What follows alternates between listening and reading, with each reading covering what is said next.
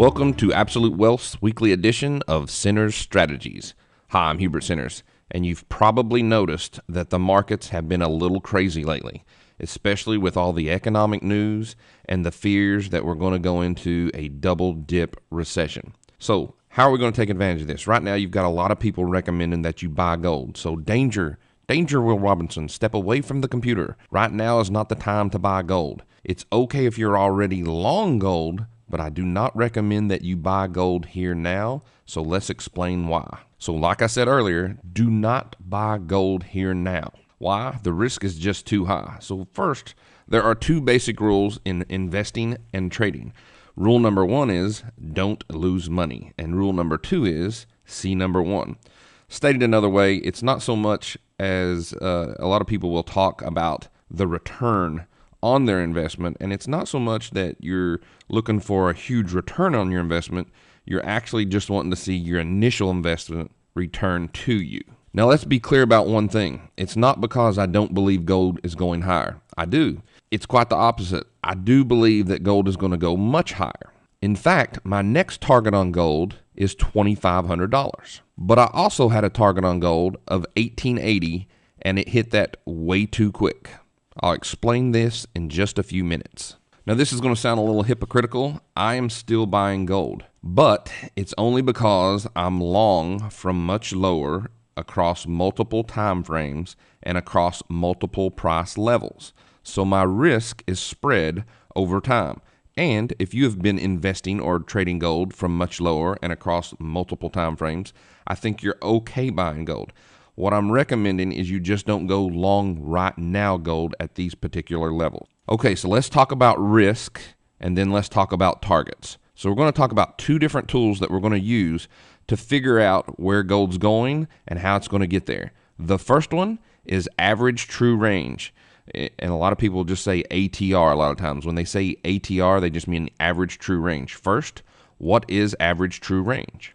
A good common sense definition of average true range is it's just the range of whatever you are trading has in that particular day, and then they have a look back period, and in this example it's 14 days.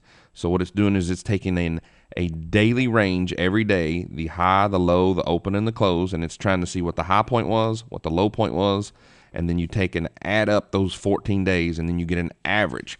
So the reason I think that the risk is too high is because we have risen from about a 20-point average true range to real close to a 50-point average true range in a little less than 20 days. So the risk or the volatility has doubled on us. So if you're used to investing or trading gold, and let's say you get in at 1,800, then your initial stop loss could be like 20 points because the average true range back here was about 20 points.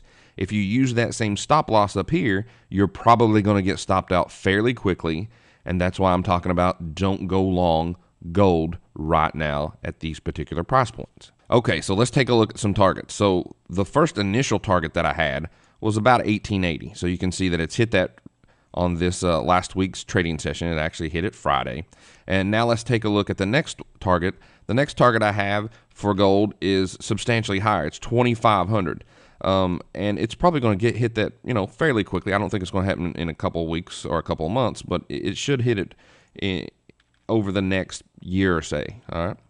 So what we're looking at here is if we think gold is going to go from 1,880 to 2,500, why not just get it now? Well, it's probably going to pull back and give us a better entry. So the next tool that we're going to use is Fibs, or Fibonacci analysis. Now, Fibonacci analysis is not complicated. It's basically just a sexy way of saying ratio. All right, so it's a sequence or a ratio of numbers that things will go to and then retrace to. So what we're going to do is we're going to grab our Fibonacci tool and we're going to draw from the most recent low to the most recent high on a daily chart.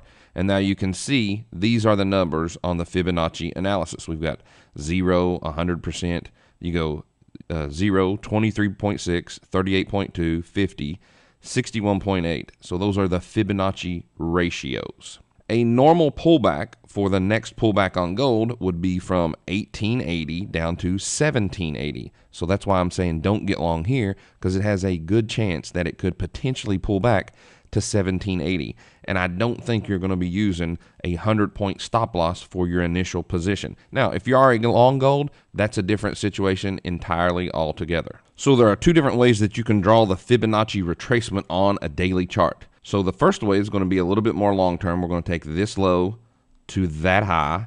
And like we were saying initially earlier, your pullback can be 1788. Now, it may not do that. So the second thing you can do is first, obviously, you can write that number down, 1788. I would like to buy a pullback on gold at 1788 or add to my position.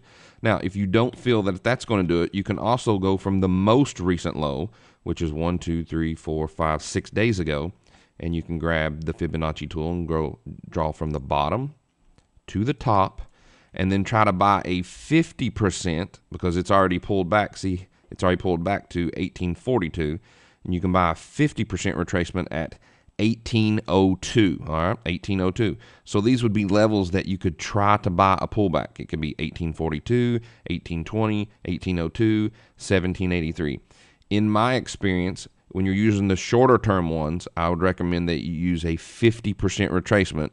Those tend to work a little bit better. So now we've got our entries on our pullbacks. Let's talk about targets. So the last tool that we were using was the Fibonacci retracement tool. Now we're going to use the Fibonacci extension tool, and we're going to draw from the bottom to an initial high and then to a pullback.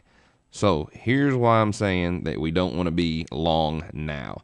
Notice that this is a resistance area here at 1851, and you've got one at 1931. So I just halved it and said 1880. All right.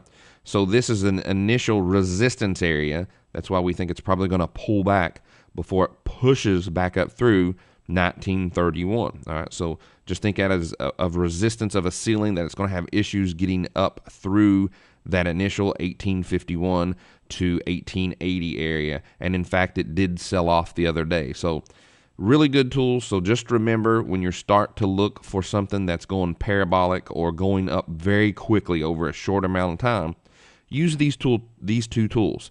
Average true range set to 14, and the Fibonacci retracements and the Fibonacci extension tool. Good luck. Hope it helps, and I'll see you next week.